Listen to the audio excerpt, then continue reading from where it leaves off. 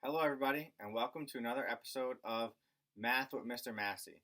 Today what we're looking at is using decimal notation for fractions with denominators 10 and 100. So I have four examples right here of decimals. I need to turn these decimals into fractions with the denominator of 10 and the denominator of 100. So the first one that we see here is decimal or 0.70, or you may see it as decimal or 0.7. So either one will be fine. Same thing, I'll change that to this one as well. So you might not see the 0 after because that doesn't have any importance of it. It would make an importance if the 0 was before the 7, but we're not getting into that in this video.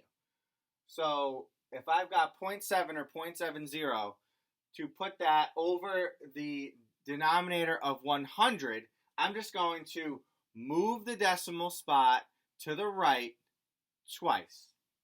So boom, boom. So that gives me the number 70 over 100. Now, I'll erase that. If I were to move the decimal spot once,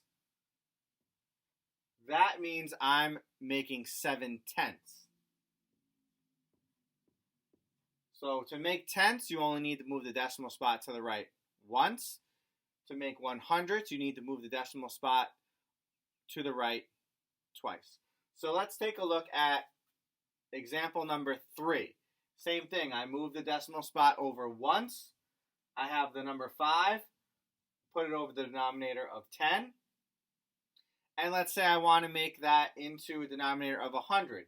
So I move the decimal spot over twice, and I have 50 over 100. Now, examples 2 and 4 are a little bit tricky, which you'll see in 4th grade and grades going up, like 5th, 6th, and so forth. So I have 0.69 and 0.37 for my examples 2 and 3. I'm going to follow the same process of having the denominator of 10 and having the denominator of 100. That process does not change as far as moving the decimal spot over. It just might not look as normal, so to say, as the 7/10 or the 5/10. So if I were to move the decimal spot over one spot for 0.69, I would get 6.9.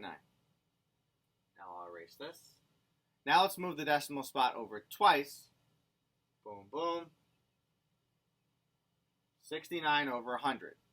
Same process for decimal 37. Moving it over one spot gives me 3.7. Moving it over the decimal over two spots gets me 37 over 100. So what we just did is we looked at 4 different examples on how to turn a decimal into a fraction with the denominator of being 10 and the denominator being 100.